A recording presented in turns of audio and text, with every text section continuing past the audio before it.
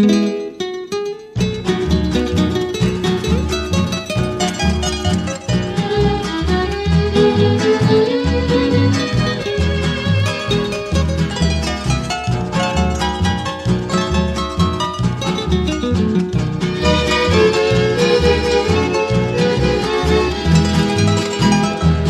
tus playas traigo mi canto, ciudad florida, para decirte los tibios versos de un corazón que allá muy lejos como un tesoro guarda una herida, que día a día sangra nostalgia de encarnación.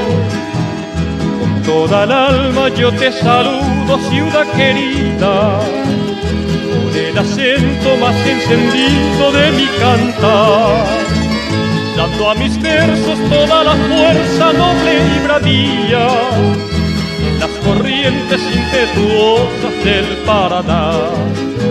Roja es la tierra que da la savia de tu pujanza, blanca es el alma de tu gran pueblo trabajador.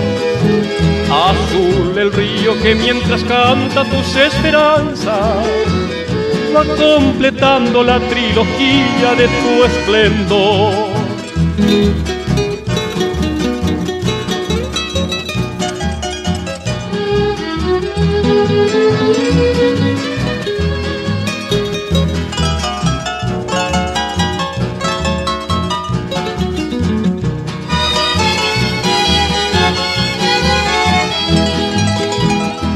Toda el alma yo te saludo, ciudad querida, con el acento más encendido de mi cantar, dando a mis versos toda la fuerza noble y bravía, en las corrientes impetuosas del Paraná.